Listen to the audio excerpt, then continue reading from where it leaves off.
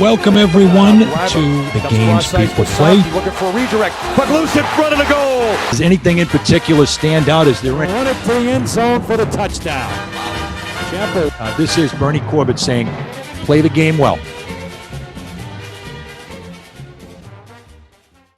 Welcome everyone to Season 1, Episode 10. Hey, we finally hit double figures here with the games people play with Bernie Corbett.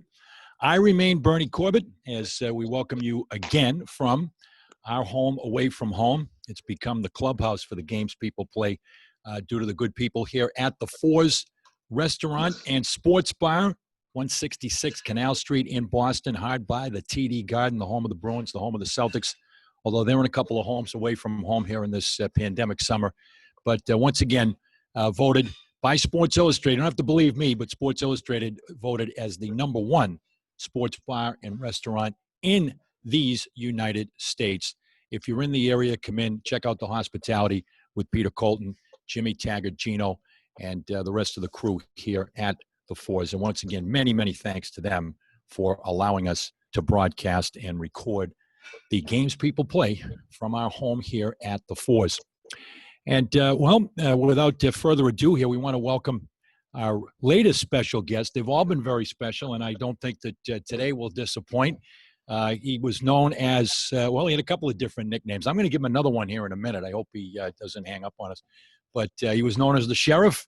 He was known as the Genius. And he was also known as the cast of characters known as the Nasty Boys for the 1990 Cincinnati Reds. We welcome in. I'm going to make the call to the bullpen right now. Kind of like Lou Piniella, get the left-hander ready and get ready to bring in Norm Charlton. Norm, welcome to the show. Great to have you with us here today. Nice to be here and so kind. I've been called a lot worse things, I promise you.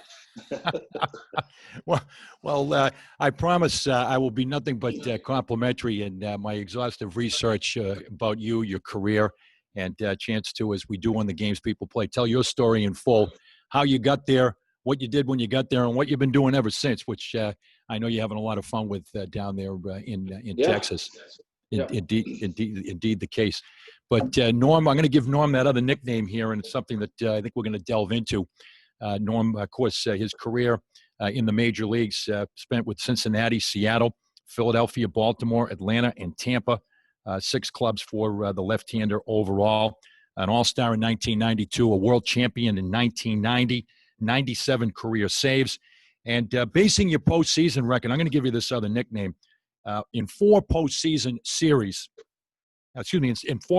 appearances in 7 series, record of 3-1, 1.08 earned run average, 25 innings, 22 strikeouts.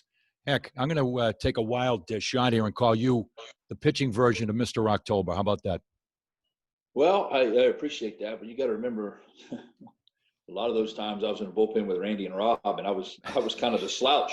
I'm the guy with the loss. So, in Cincinnati there, Randy and Rob were co-MVPs, and, I bounced around from the rotation. I started in the bullpen and then went to the rotation that year. We won it, and then back to the bullpen for the playoffs and the World Series. So, I'd like to tell you how good I was, but, man, I played on a team in Cincinnati that played really, really well together. We had some superstars, but, I don't know that we knew that they were the superstars they were today. Back in 90, obviously, Eric Davis, a great player. Barry Larkin, Hall of Famer. Chris Sabo is what he is. Paul O'Neill, those guys. But, man, we just played good as a team, and that's why we won. And that's why I was able to have success there, because I really wasn't afraid to do anything I wanted to do on the field, because those guys could pick up the slack pretty well. They absolutely had you back, and we'll go back, as we do here on the games people play, go all the way back to the beginning, your early days.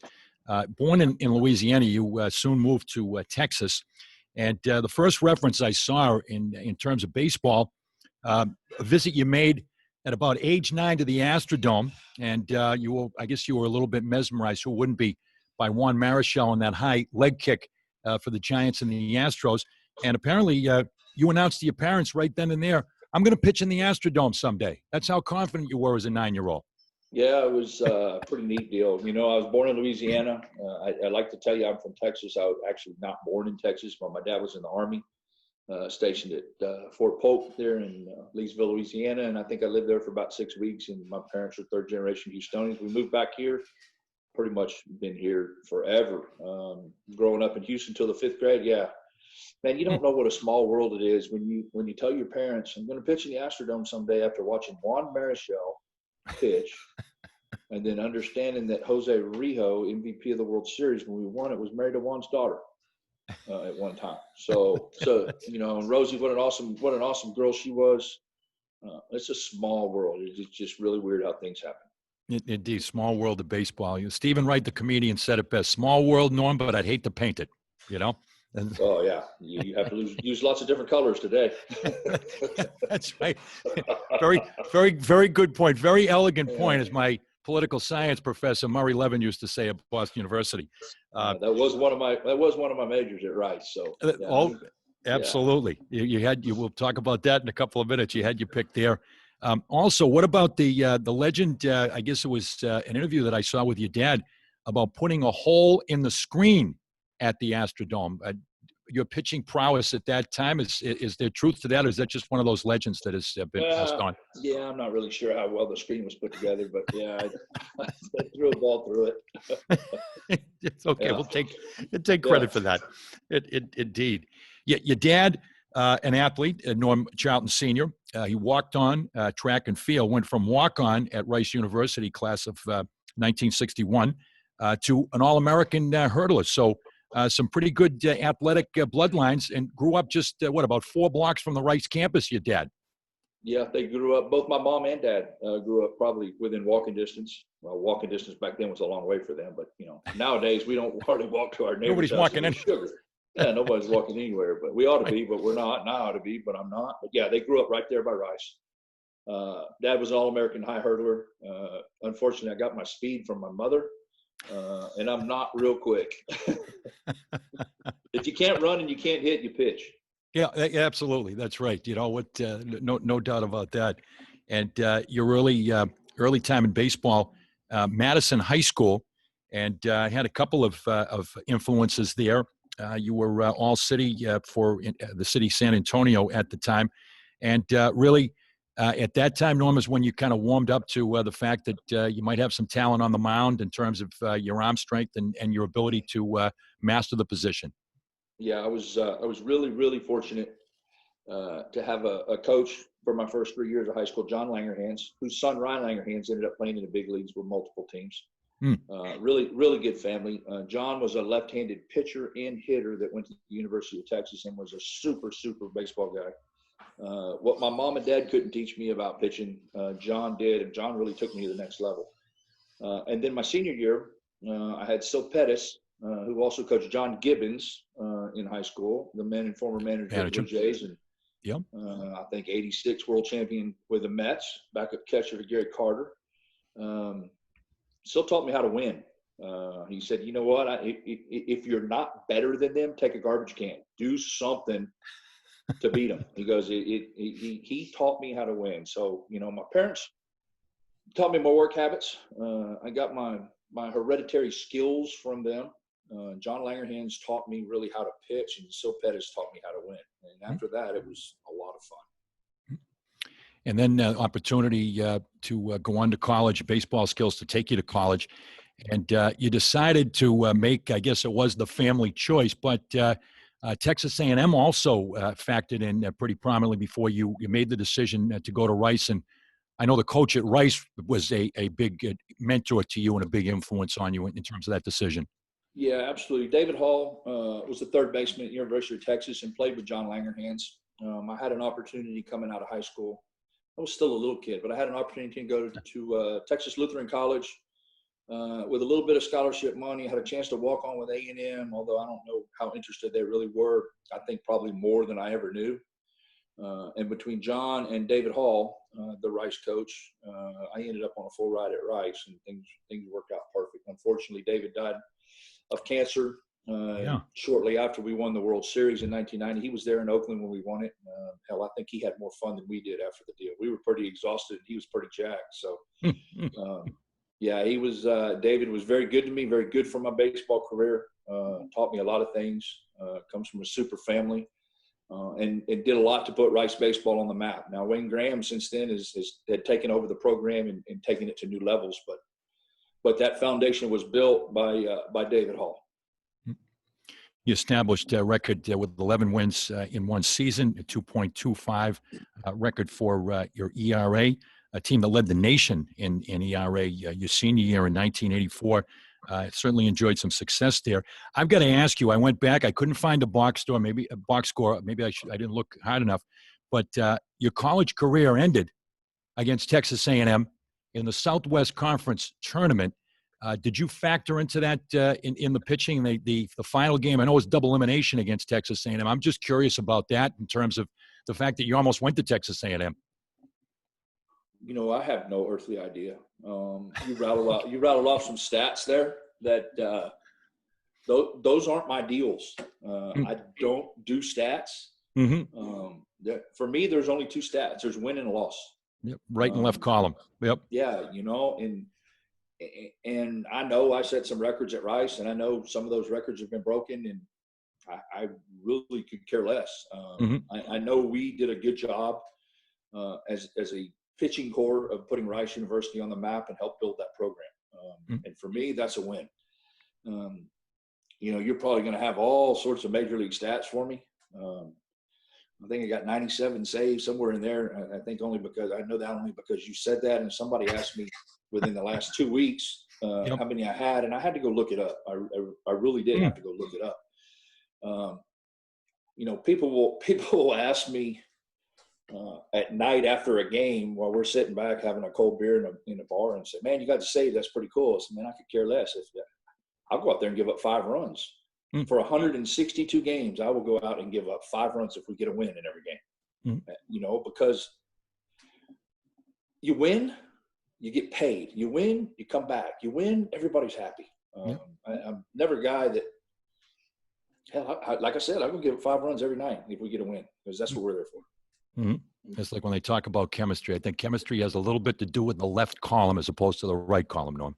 Tons. Man, I played on a Baltimore team that was loaded with talent in the first half of '98. I mean, loaded with talent. We couldn't win the lottery if we had all the tickets. And then I played on a team in Cincinnati, and I played on a team in Seattle. You know, our '95 team in Seattle, when we came from behind, and then our 2001 team in Seattle, we won 116 games. We had some talented players on that team, but not the talent like I felt like we had on that Baltimore team. We won 116 games in 2001. Did we have some good players? Yeah, we did. A couple of Hall of Famers? Yeah. Man, Rafael Palmeiro, Cal Ripken, Chris Hoyles, Anderson, you name it. Arthur Rhodes. I mean, pretty talented team in Baltimore. So chemistry has, in my book, chemistry has a ton to do with that left column. And it has even more to do with that right column. Exactly. The natives could get a little bit restless if it's too many falling in the right column. And as far as your opportunity to play pro ball, you got drafted first round by the Montreal Expos 1984 after your junior year. And there was a clause for you to return to school. And as far as your prowess as a student, I haven't researched too many athletes that actually had a choice. It's almost like you're at the buffet. Well, there's no buffets anymore because of the pandemic, but you had a choice of, take your pick of 3 different majors in terms of getting your degree. What about the academic experience at Rice was to your liking? Well, yeah, it was. Man, you miss class, they know it. I had friends that, and I say that sarcastically, I had friends that went to University of Texas, and there were 300 or 400 people in some of their classes. I had a whole bunch of classes with 3 or 4 people. I had a whole bunch of classes with 6 or 8 or 10 people. And one of the coolest things about being at Rice, I'm going to tell you right now, I wasn't even close to being the smartest kid there. I was never even probably in the top half of my class in any class I took there. But when you're in a class of 6, 8, 10, and you raise your hand, you go, "Man, I don't get it." Then everybody looks at you and it gets explained to you. And when you go to a class with 8 people in it and the professor actually cares about his students, at the end of the semester, you have learned what you came there to learn. and the professors as well. Man, there were a lot of students that helped each other out and helped me out. The athletic department there had a tremendous tutoring department. So yeah, the academic experience at Rice was phenomenal. Hard, but phenomenal. Challenging. Yep. You had political Yes, science, absolutely. religion, and PE. You had three choices, Yes. and I guess you opted for my major in college. Similarity, political science was the one you opted for. And PE, phys ed might have been the hardest one with the anatomy and physiology and kinesiology and all that. Like I said, I wasn't a genius like they called me, and it was a struggle for me to get through. But there were lots of people there to help, and it worked. So. You got the degree from Rice and left, we say the season and the reason in college athletics, and you fulfilled both. Your rights were traded to Cincinnati, and you began your pro career with the Vermont Reds, a town that I'm familiar with because of covering college hockey for Boston University. And no, I started in the minor leagues with Montreal. I was drafted by Montreal in '84. I was on the Olympic team. And I dove, and we got a rundown in one of our exhibition games, and I dove to tag a guy out between home and third, and I jammed my thumb. So Coach Dado said, man, I'd love to have you on the team, but you can't pitch, and I can only take so many guys. I said, man, I get it. So I went to West Palm Beach, A-ball for the Expos in '84, short time, and then '85, West Palm Beach. And then spring training of '86, Tim Wallach, I guess somebody slid in as Tim Wallach at third base. And they thought he probably had a broken foot and was going to need some stitches and weren't sure about him being able to start the season. So they traded myself and Tim Barker to the Reds for, God rest his soul, Wayne Krenchicki. That's right, the third baseman. Utility guys, yeah. And yep. They needed him. And so I went to Double-A Vermont. And that was kind of my first experience of teeing it up in 34 degrees and snowing. Doesn't happen a whole lot. Doesn't happen a whole lot in Houston, Texas. I was going to say the culture shock for you. I think Burlington's a great town. When I'm up, I'm a runner. So when I go up to Burlington, I always run by that Centennial Field, and I know the plaque there. And talk about baseball history. They began playing there in 1906. What do you remember about playing in such on such a hallowed field of dreams up there in distant Burlington? I remember Rolando Runes was playing for the Cubs, the Iowa Cubs, I think it was, and he hit a home run over that football bleacher stadium behind left field. Yep. That is probably still going. I mean, it's probably not through killing people because it's probably still going. That's what I remember most about that. But I also remember we couldn't find any place to stay. I think there's 7 colleges in that town, and we were forced to stay up at Stowe, the ski resort. So about 2/3 of the team stayed up there, and we carpooled down. And I'm thinking, man, this pro ball is really, really tough. I'm spending the summer at a ski resort. Not too bad. Yeah, not too bad. But beautiful town, lots of baseball history. Jay Ward was our manager there. But about the first half of the season, I didn't care for Jay at all. And I quickly realized that Jay was just a hard-nosed, hard-ass guy, and he wanted the best out of every one of his players. And Jay had a lot to do with teaching those players on the team to do things the right way. Myself, Joe Oliver, Rob Dibble. Did we have some screw-ups on the field? Yeah. Did we do some crazy stuff? Yeah. But as a whole, we did things the right way. And you know what? When we did screw up, we were probably the first ones to stand up and go, man, I kind of screwed this one up. So what's my medicine? I'm going to take it and we'll move on. A lot of guys passed through Vermont there with those Vermont Reds. And you talk about that left column, and it's certainly a theme as we go through our interview with good things followed you, or you followed the good things, whatever you want to say. Eastern League Double-A champions that year. And once again, I'll stand by Mr. October. You were the games weren't in October, but you were the playoff MVP for the Eastern League champions. Yeah, that was a lot of fun. My first real taste of championship baseball, and a good season with a great bunch of guys on a great team, good manager, and once again, it's a chemistry deal. we weren't that good, but you couldn't go to a bar after a game and not find probably 11 or 12 of us. You weren't going to go hardly anywhere and find one guy or one or two guys by themselves off that team. You know, whether we were at some bar drinking or whether we were eating lunch or we did a lot of things together. And we had a bunch of guys on that team that, you know, if I'm the backup guy, I really want the guy in front of me to have a really good game because I know I got a chance to play tomorrow and I'm going to do better than him. I don't want him to fail. I want him to have a great game because I know I'm going to do better than him tomorrow. That's kind of the way the guys on that team were. And no shortage of a nightlife in Burlington. I don't know, I'm just thinking of one of the bars in Burlington, Rasputin's is the one bar I'm thinking of. Do you remember that place? I think I do remember that place. Yeah. So, well, you know, living at Stowe, we didn't really get a chance to go out there much. Well, that's true. You had to commute. Yeah. Yeah, we had a 30 or 45-minute drive up the mountain, and I do remember. I think Top Gun came out that year, and our drive back up the mountain after watching Top Gun was probably not a pretty one in a jacked up Blazer on windy roads. Thinking speed is the new thing. You be careful of falling into the danger zone. Exactly. That's right. Exactly. Believe me, as Tom Cruise. But I got to also ask you, did you ever meet the owner, Mike Aganis? Do you remember that name at all? I don't know if you remember, but he's someone that I happen to know the owner. I do remember that name. I don't know that I ever met him. Mm-hmm. I should know that, but I don't. Okay, that's all right. You know, you're not losing any points for that. Don't worry. The next year, a little bit closer to home, particularly in terms of the climate, you went to play AAA ball in Nashville. You mentioned about it must have been a heartbreak to get hurt before the Olympics, but you did play for the national team in Knoxville, so you did get to wear the USA on the front of the jersey, and that must have been a great source of pride for you, Norm. Yeah, that was awesome.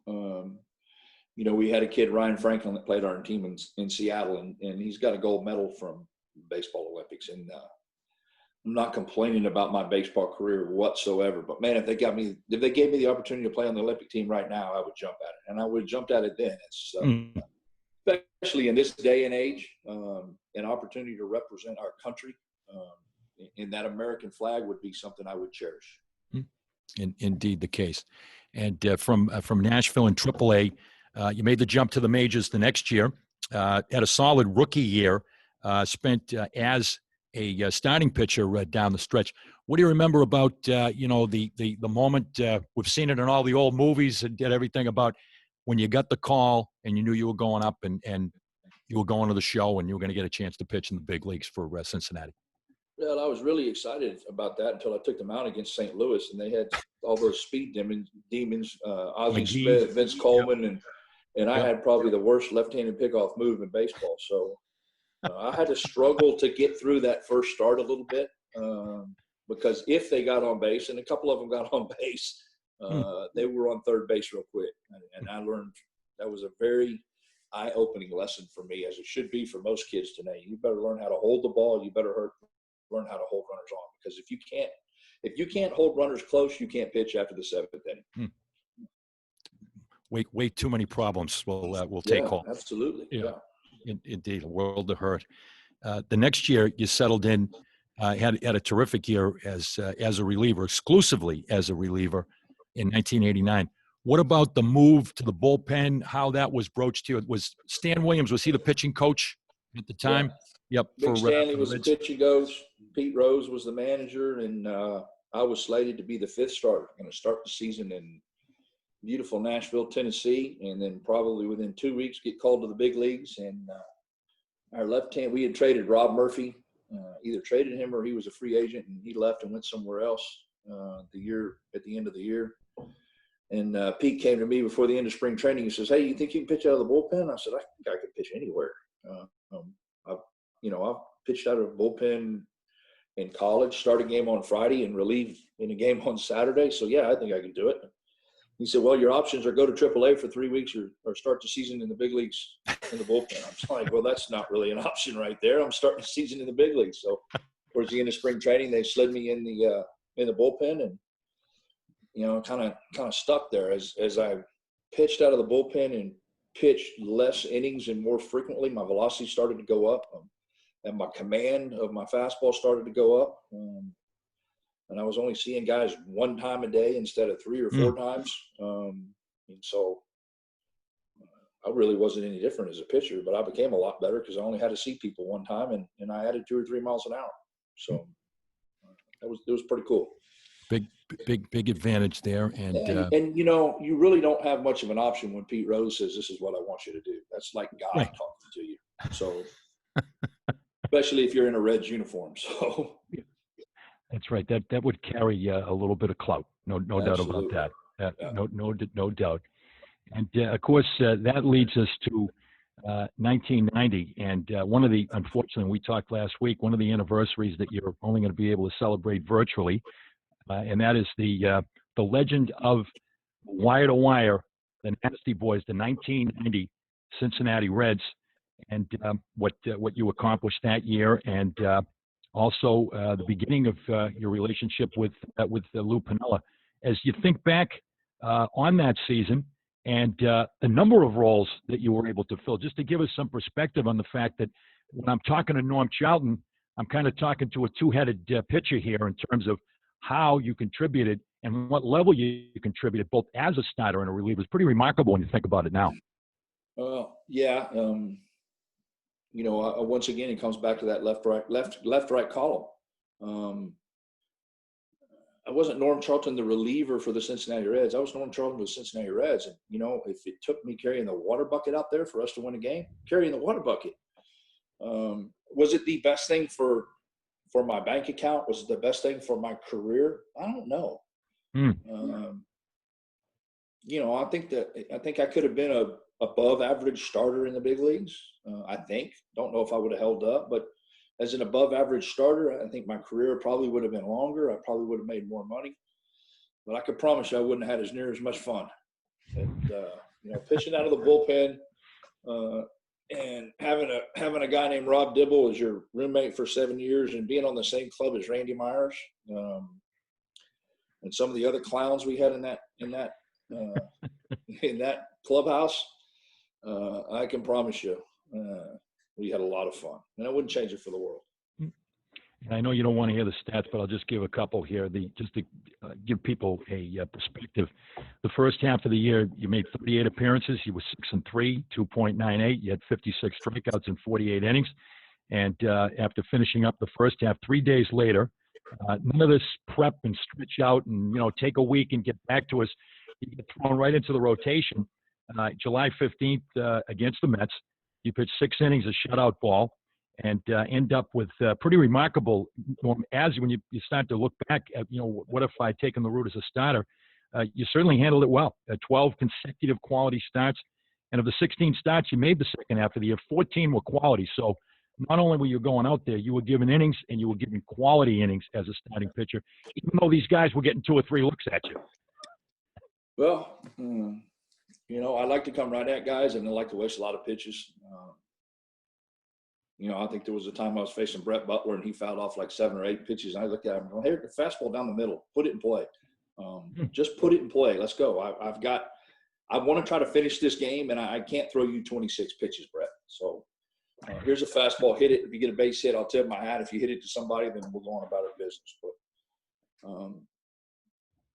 as I say that, I ended up back in the bullpen after that. And I don't know if I ended up in the bullpen most of my career because I pitched better there, or that's just where they needed me. Or the powers that be thought I was going to be better there than as a rotation. That's a question I'll never be able to answer, and it really doesn't bother me. I would not change a thing about my career. I saw that one of the games that you cited in particular as one of your proudest moments was a game you pitched in August, a stellar 3-hit shutout against the Giants. As one that I think you look at as maybe one of your signature moments. The whole concept of going the distance now is Norm. It's gone the way of the Tyrannosaurus in terms of extinction, but going the route for a complete game 3-hit shutout is pretty impressive. Well, I got to give Roger Craig about half he gets half credit for that win, because Roger Craig had everybody on that team convinced I was throwing a spitball. And almost that whole team was trying to catch me throwing a spitball that entire game.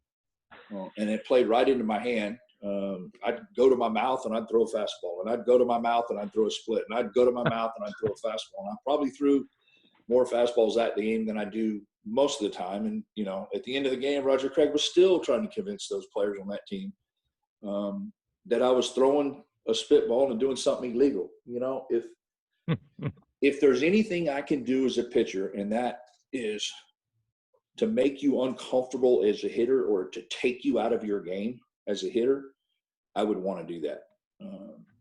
You know, I think Rob and I threw inside at a lot of people, and we threw at a lot of people when we were fresh and when we were healthy and when we were ahead of the count, because we had a pretty good idea that 2 days from now, we're still playing the same team, and we will have pitched all 3 games, and we might not have our best stuff then. And I want you to know that I'm willing to come in there, and I can come in there with a fastball and knock you on your tail on 1 and 2 and paint you away with a fastball, or back it up with another fastball in there to get you out when I feel really good, just so you remember that when I don't feel really good.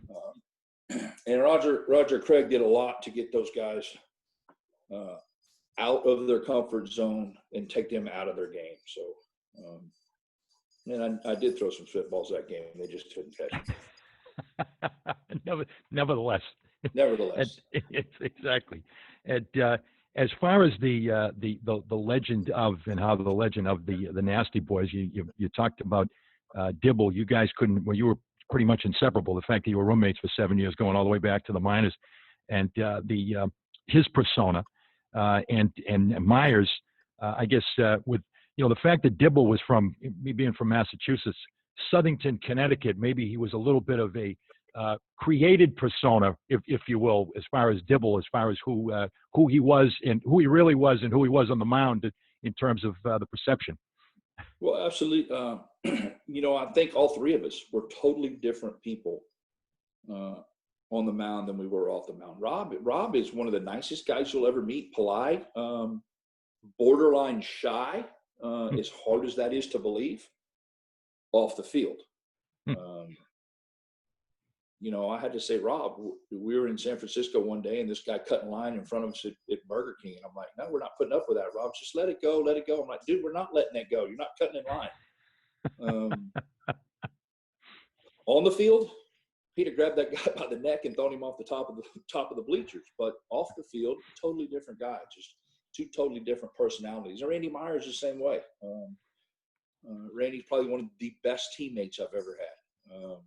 Very well prepared, put out that persona of how crazy he was. Randy's a super smart guy.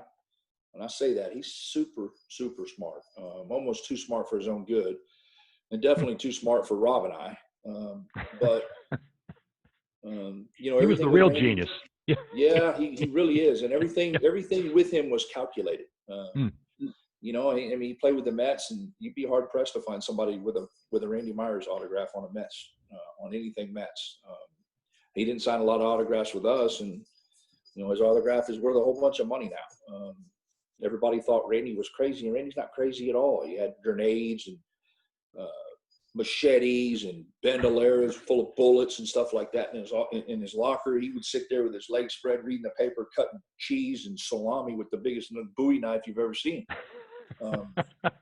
What, you know, that's not him off the field, and that's the persona he puts out there, and it worked. It worked for him, and it worked against guys, and it worked for Randy every day. We weren't happy to get Randy. You were not happy to get him, just on his reputation that preceded him. No, we loved John Franco. That's right. We absolutely loved John Franco. John Franco, my first 2 years, wouldn't let me buy a meal. He wouldn't let me buy a drink. John and his wife were just such phenomenal people, and we really felt like the trade of Franco. I mean, you can get a better closer than Franco? No, you're not. Really, you're not. And we really felt like it was a money move. We felt like they sent Franco to the Mets, and we got Randy as a move to save money. And that's not, we weren't there about money. Remember, we had Marge Schott as an owner, and she did everything she could to save every nickel she ever skipped across. That's right. We were there to win. We were there to absolute win, and win at all costs. And we were not happy with that move. about a third of the way through the season, we're like, we might have something here. We might not have been as smart as we thought we were. Change the opinion. Bob Quinn and Lou and those guys in the front office, that was a phenomenal move on their part. And certainly things could even get nasty internally. It's been, I guess, immortalized, memorialized, infamous incident with Rob and Lou Piniella in the. What do you remember about that in the clubhouse with things? I mean, you guys were having fun. You were a little bit on the edge, but all of a sudden, oh my God, Lou's in the middle of this. What's going on? That was kind of a misunderstanding between Rob and Lou and the media. And Rob had been up in the bullpen 4, 5, 6 days in a row and hadn't gotten in the game. We were I think we were mathematically eliminated. It was down towards the end. And the way I remember it, Rob asked Lou for a day off, and Lou said, sure, you get a day off. And then I think Steve Foster came in that game. Of course, it was a safe situation the day that Rob asked for a day off. It's a safe situation. They bring Foster in. He gets a save. And the media comes in and says, what's wrong with Dibbs? And Lou says, well, his shoulder's hurt. So then they come to Dibbs and say, you're hurt. And Dibbs is like, I'm not hurt. I'm not hurt. And they go back to Lou and tell Lou that Dibbs called him a liar. And if you've been around Lou, you've been in the sports business for a while, Lou is not a mild-mannered individual a lot of the times. Right. Pretty volatile. Probably does not appreciate being called a liar like a lot of us would not. So he came charging out of that office like somebody just opened the chute on a rodeo, and he was the bull coming out. And he and Dibbs went at it, and Belcher was trying to Belcher was the camera police. Y'all don't put this on the deal. I was standing right there next to it, and I had been shopping earlier that day on the way to the ballpark, getting some Wrangler blue jeans, and I had them little bag all wrapped around my wrist, and there's nothing really I could do. And to be honest, they were two grown men, and they're big enough to whip both of my asses. And I wasn't going to get in the middle of it either way. So, if two grown men want to fight, if they got a problem, then it's inside the clubhouse, and y'all get it settled. And those weren't the only skirmishes we had that year. Those are just the only ones between fiery Rob Dibble and the manager. And we got a lot of things settled, but we got them settled, and it was over with, and we came to win the next day. And we're going to talk about, we got to talk about the play in a moment, but as maybe a precursor, another one that lives forever on with the glory of YouTube was the year before. I guess, I don't know if you were the main event. You were more on the undercard, would you say, in the Tim Tuffle scuffle? Yeah, probably. I really didn't want to be that involved in that whole thing until one Samuel stepped on my damn hand in the middle of it. I think on purpose. I had cuts and cleat marks, spike marks, and man, the second time that thing erupted, I thought I was going to get him. Like I said, my dad was a pretty quick high hurdler, and I thought I had him in the outfield and I was going to catch him, but he was probably pulling away from me as somebody clipped me, and I didn't get a chance to catch him. But yeah, I was probably the undercard on that. I called the locker room, and Strawberry answered, and I said, have him out there. Strawberry said, you're going to have to go through me to get him. And I said, well, that's fine. I'll go through you to get him, which probably wasn't going to happen. But I took off running out of our clubhouse down towards their clubhouse, and my sparks flying, and about halfway there. And just because of the ruckus that had already happened, there were probably 50 of New York's finest. And we couldn't get anywhere close to each other. And what a bunch of the guys that we dealt with in the bullpen and the officers we dealt with at Shea Stadium, some of the finest individuals I've ever been around. They really were. Yeah, absolutely, certainly earning their money, no doubt about that. Yeah, absolutely. No doubt about that. It's still because I would be the first to tell you I wouldn't want to have to deal with a bunch of drunk New York fans. I just wouldn't want to do it.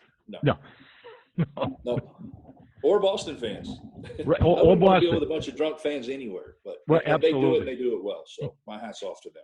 I would say particularly Boston, New York, and Philadelphia. Those would maybe be that's maybe your triple play. Yeah, I never would have thought you'd want to put Seattle in there, but with what's going on over there, I wouldn't want to be there either. So yes, that's true. Good thing you exactly, but be able to stay out.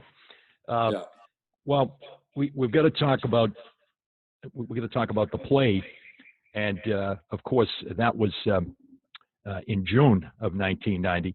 Interestingly enough, I don't know if you know the note about the fact that it was the first time the Reds were ever on Sunday Night Baseball. So it was memorable for a lot of reasons that was the Reds' debut on Sunday Night Baseball. on the night of June 24th, 1990. And just to take us through, I know you've told the story many times, but we'd be remiss if we didn't allow you to tell in your own words about the infamous collision with Mike Scioscia, and the fact that it had its roots, I believe, in the game before in the series, Norman. Little did you know you were going to get a chance so soon to do what you kind of had in your mind.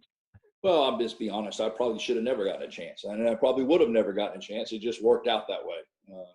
I was doing it that morning. I was doing a card show signing up in either Columbus or Dayton, and I was with one of the radio air personalities, Wildman Walker. And we were talking about the play that night before, and I don't know. I kind of thought that Scioscia had deked Davis, and when I watch all the replays, it doesn't really look like that. It looked like Scioscia did the right thing and blocked the plate, which is what he's supposed to do. Which is, I don't know what game we're watching today, where you can't slide into second, or catchers can't block the plate, or you put a man on second base in a tie game. I really don't know what game we're watching today, but it wasn't like that back then. And when I look at the replays from the night before, it looked like, Eric was probably out, and Scioscia probably made the perfect play. He did the thing I want my catcher Joe Oliver or Jeff Reed to do: keep Eric off the plate, tag him out, and go to the next inning. Well, I kind of thought he deked him. I was probably wrong about that, and I said, man, if I ever get a chance to get him, I'm going to run over. And Wildman said, oh, you guys from Texas, y'all are all full of that hot air. And I said, you watch me, I'm going to get him. Well, that night I got him. I got a chance to get him. I ran through a stop sign, which was pretty stupid. Probably almost cost Sammy Perlazo his life, as having a heart attack watching me go between him and Sammy, a former Met there, watching him go between watching me go between him and what he knew was probably about to be a collision and wasn't going to be good. And smartest thing I've ever done? No, but I'd do it again. That's pretty much the way we played the game. We came to play. We did. I mean, you never know when your last day is going to be. This podcast might be the last thing I do today. It really might. And you know what? I'm going to have fun doing it. Absolutely. We had fun playing. We're having fun. Yep. Yeah. Mm-hmm. Yeah, and we left everything on the field every day. Indeed, the collision with Mike Scioscia at home plate, separating him from the ball, and one of those old school plays, as you mentioned, about the blocking of the plate, the second base play. I just when I went back and looked at it several times here to get ready to talk to you, I thought the best comment was Barry Larkin. Oh my God, we're going to lose Norm Charlton. Yeah, as he was watching the play in fault. Yeah, so Barry was a guy that got thrown at sometimes because Barry was, him and Eric were kind of like our star players. But if you eliminate the goons, or hockey reference, Dibbs and I. That's right. Then those guys get cheap shotted all the time. But Dibbs and I pretty much eliminated the majority of that throwing at our players. Mm-hmm. So yeah. In one way, Barry's like, oh my God, we're going to lose Norm Charlton. We can't stand to lose him right now. Another way, he's like, oh my God, they might throw at me. That's right. He was thinking of his own personal safety at that point. Well, yeah. We like to tease Barry about that, and he was another one of those guys. He's just a gamer. He played every day and went out and did what he did. He wasn't about Barry. He was about us winning. But and we like to throw jabs like that at guys on our team every chance we get. We know Barry was not a selfish player or any of that. That doesn't mean we can't tease him about being that. So, and we do, and we will forever. And as far as that season, as you look back at it, now 30 years in the rearview mirror, just one of those day-to-day, nothing like baseball, obviously. It's unique because of the day-to-day and the pennant race aspect when you're playing meaningful baseball down the stretch. You ended up 91 wins, and of course it's documented wire to wire in first place, 5 games better than the Dodgers, and signature moment back in June, which everybody points to. But as you look back at that season and the team, is it just one of those things where it all came together in terms of it was all about TEAM and way that guys contributed from day to day? Yeah, we got off to a really good start. And 9-0.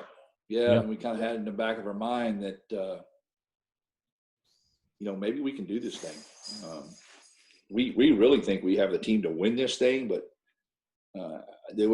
that season was really, really hard. It was really hard, both physically and mentally, because physically you owed it to the guys on that team to go out there and perform every night, whether you were hurt or not, whether you didn't feel good or not, whether you hung over or not. I owed it to the other 24 guys to be out there when they called my name. And I think everybody took it that way. And it was hard. Mentally, it was hard because we were in first place, and when guys would get close, we were like, oh, here they come. You know, most of us were young players there. It's not like not like 2/3 of our team had 15 years in the big leagues. I mean, we had Sabo at third, we had Larkin at short, Dibbs and I in the bullpen, Randy in the bullpen. Tom Browning had been there longer than us. Todd Benzinger, Paul O'Neill. Eric had been there a couple of years more than us. We didn't have anybody that had 10 years in the big leagues then. You know, Ken Griffey Sr. was there. Ron Oster was there. You know, those guys provided a lot of leadership for us and helped guide the way for us. You know, and it might have been a great thing. Maybe we were too young and too stupid to actually know what was going on. But that season was hard. It was physically hard and mentally hard to stay in first place. After about the All-Star break, we realized that. And we knew from day two that we had been in first place the whole time.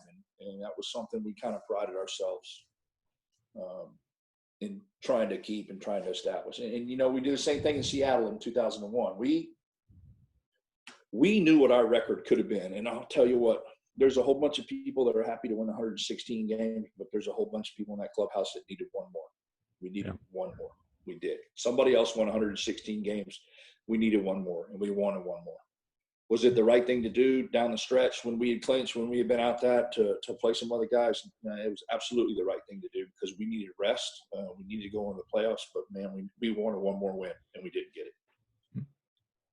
Had you getting into the playoffs, you drew the Pirates, and what do you remember about that series? That was a battle. That was a hard fought 6 games to get a chance to play for a world championship. We are one play by an outfielder named Glenn Braggs. Saving the home run. Saving the home run off Candy Maldonado. And look, Braggy was not known for his defense. I mean, if you go back and you look at it, his defense wasn't bad, but Braggy's not a guy you put in as a defensive replacement. No. Darren Bragg maybe, but not Glenn Braggs. Yes, remember Darren Bragg, yep. Yeah, maybe Darren, yeah, but Glenn, no. And Glenn goes up over the wall and pulls that home run back. Or we go back to Pittsburgh for Game 7 to face Doug Drabek. I don't know who gets out of there. I don't know that we get out of there. I don't know that we're not still playing. You know, the way we battled Drabek and the way he battled us, I don't know that we're not still playing.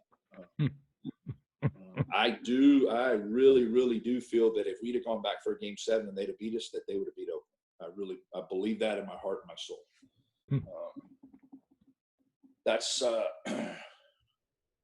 That I don't like that series. That's the series I got a loss. And I don't like it. That's the one postseason loss.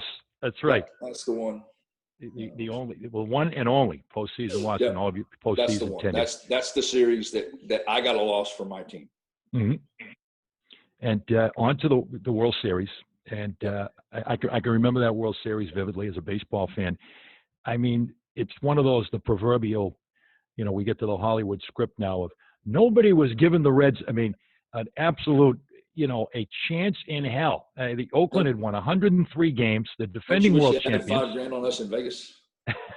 I wish yeah, that would have been, I would have taken $5, let alone 5,000, I think, on the odds I could have got on you guys. Long odds.